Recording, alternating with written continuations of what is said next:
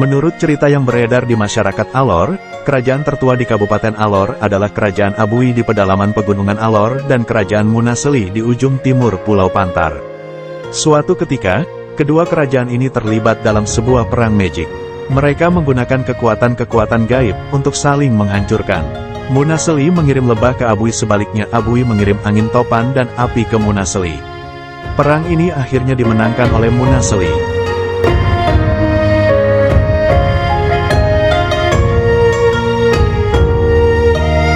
Konon, tengkorak Raja Abui yang memimpin perang tersebut saat ini masih tersimpan dalam sebuah goa di Mataru. Kerajaan berikutnya yang didirikan adalah Kerajaan Pandai yang terletak dekat Kerajaan Munaseli dan Kerajaan Bunga Bali yang berpusat di Alor Besar. Munaseli dan Pandai yang bertetangga, akhirnya juga terlibat dalam sebuah perang yang menyebabkan Munaseli meminta bantuan kepada Raja Kerajaan Majapahit, mengingat sebelumnya telah kalah perang melawan Abui.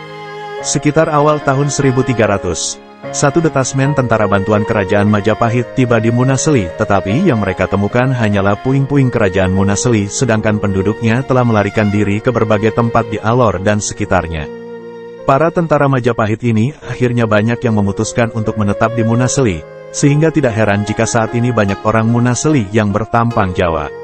Peristiwa pengiriman tentara Majapahit ke Munaseli inilah yang melatar belakangi disebutnya Galiau Pantar, dalam buku Negara Kartagama karya Empu Prapanca yang ditulisnya pada masa jaya kejayaan Majapahit, 1367. Buku yang sama juga menyebut Galiau Watang Lema, atau daerah-daerah pesisir pantai kepulauan. Galiau yang terdiri dari 5 kerajaan, yaitu Kui dan Bunga Bali di Alor, serta Blagar, Pandai dan Baranwa di Pantar. Aliansi 5 kerajaan di pesisir pantai ini diyakini memiliki hubungan dekat antara satu dengan lainnya. Bahkan raja-raja mereka mengaku memiliki leluhur yang sama.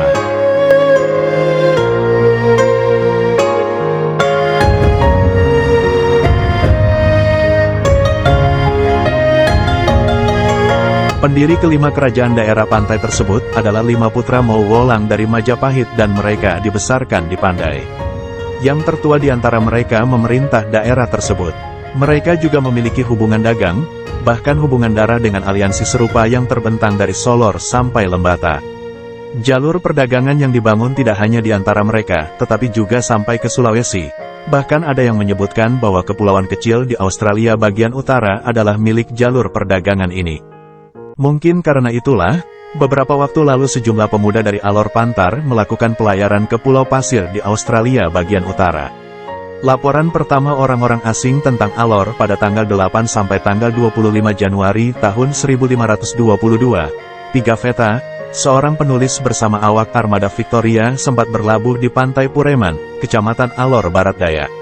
Ketika itu mereka dalam perjalanan pulang ke Eropa setelah berlayar keliling dunia dan setelah Magelhaen, pemimpin armada Victoria mati terbunuh di Filipina. Pigafetta juga menyebut Galiau dalam buku hariannya. Observasinya yang keliru adalah penduduk Pulau Alor memiliki telinga lebar yang dapat dilipat untuk dijadikan bantal sewaktu tidur. Pigafetta jelas telah salah melihat payung tradisional orang Alor yang terbuat dari anyaman daun pandan. Payung ini dipakai untuk melindungi tubuh sewaktu hujan. Dengan perjanjian Lisabon pada tahun 1851, Kepulauan Alor diserahkan kepada Belanda dan Pulau Alor diserahkan kepada Portugis. Orang-orang Portugis sendiri sebenarnya tidak pernah benar-benar menduduki Alor. Walaupun masih ada sisa-sisa dari zaman Portugis seperti sebuah jangkar besar di Alor kecil. Pada tahun 1911, pemerintah kolonial Belanda memindahkan pelabuhan laut utama dan pusat pemerintahan Alor dari Alor kecil ke Kalabahi. Kalabahi dipilih karena datarannya lebih luas dan lautnya lebih teduh. Kota Kalabahi artinya pohon kusambi, yang mana dulunya memang menghutani dataran ini. Dengan pemindahan pusat kekuasaan ke Kalabahi, pemerintah kolonial Belanda menempatkan Mer Bouwman sebagai controller pertama di Alor. Sebelumnya, tanda kehadiran kolonial Belanda di Alor hanya terdiri dari seorang penjaga pos dan seorang serdadu berpangkat letnan. Pada masa controller Bouwman, beberapa pegawai pemerintah Belanda didatangkan. Upaya-upaya mengkristenkan para penganut animisme pun mulai dilakukan. Baptisan pertama dilakukan pada tahun 1908 di Pantai Dulolong, ketika seorang pendeta berkebangsaan Jerman, D.S. William Bach tiba dengan sebuah kapal Belanda bernama Canopus, yang oleh orang Alor di zaman itu disebut dengan kapal putih. Di antara mereka yang dibaptis terdapat Lambertus Muata dan Umar Watang Nampira, seorang penganut Islam yang taat. Lambertus Muata kemudian menjadi pendeta pribumi Alor yang pertama. Sedangkan Umar Watang Nampira barangkali bersedia dibaptis untuk menghormati para pengunjung pada saat itu. Gereja pertama yang dibangun adalah Gereja Kalabahi, sekarang Gereja Pola. Gereja ini dibangun pada tahun 1912. Kayu-kayunya didatangkan dari Kalimantan, sedangkan pekerjanya adalah Pak Kamis dan Pak Jawas yang beragama Muslim. Oleh karena itu sampai saat ini masih merupakan sesuatu yang umum dilakukan di Alor, bahwa pembangunan gereja dilakukan oleh orang Muslim dan masjid dilakukan oleh orang Kristen.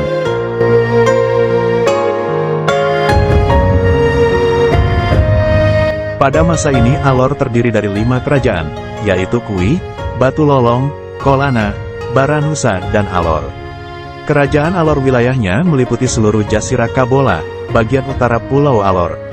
Pada tahun 1912 terjadi pengalihan kekuasaan raja dari dinasti Tulimau di Alor Besar kepada dinasti Nampira di Dulolong.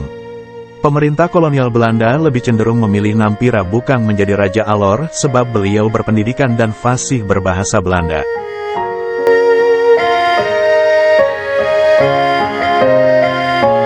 Sebagai kompensasi, putra mahkota Tulimau ditunjuk sebagai Kapitan Lembur. Pengalihan kekuasaan ini menyebabkan terjadinya beberapa pemberontakan namun dapat diredam dengan bantuan Belanda, sehingga secara tidak langsung pengalihan kekuasaan ini telah menjadi bibit salah satu lembaran hitam sejarah Alor dengan terbunuhnya Bala Nampira. Pada 1915 sampai 1918, Bala Nampira menjadi raja menggantikan ayahnya dan pada 1918, beliau mati terbunuh di Ateng Melang. Penyebab terbunuhnya raja ini masih diperdebatkan sampai saat ini dan kadang-kadang dapat membangkitkan amarah di antara sesama orang Alor. Diyakini bahwa anggota-anggota Galiau Watang Lema menganggap pergantian raja sebagai sebuah pelanggaran yang amat berat dalam aliansi mereka oleh karena sekutu dan saudara mereka telah dipermalukan.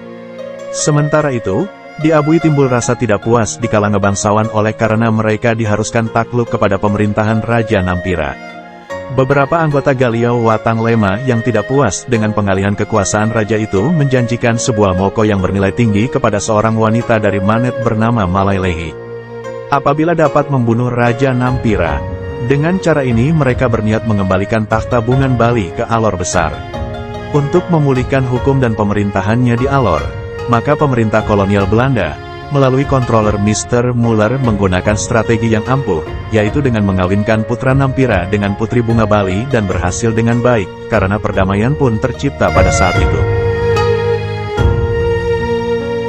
Pada tahun 1930, pemerintah kolonial Belanda mulai melakukan pembangunan wilayah. Para istri pegawai pemerintah dikirim ke Alor. Kerjasama dengan 5 kerajaan relatif baik. Sepanjang jalan utama di tengah kota, rumah-rumah pegawai pemerintah kolonial dibangun. Beberapa di antaranya masih dipakai hingga kini. Jalan-jalan dibangun ke segala arah, bahkan saluran air pun dibangun, namun hanya untuk kebutuhan rumah sakit dan pegawai kolonial Belanda. Setelah sempat dijajah Jepang dalam Perang Dunia II, kemerdekaan Indonesia pun diproklamirkan. Walau demikian di Alor masih terdapat orang asing. Pada tahun 1950 dan 1960, sejumlah orang anti-wajib militer dan misioneris datang ke Alor dan bekerja sebagai pendeta, perawat bahkan dokter. Di antara mereka terdapat suami istri Dr. De Jong yang bekerja di Rumah Sakit Umum Kalabahi. Dalam bukunya Brieven aan Alor, Surat-surat ke Alor, Dr. De Jong menceritakan tentang pengalamannya bekerja di Alor. Menurut cerita orang Alor, ada salah satu dokter dari Jerman, Dr. Kleven memberi nama Loni kepada putrinya sesuai kata Balalonikai dalam sebuah lagu lego-lego yang terkenal yaitu Lendolo.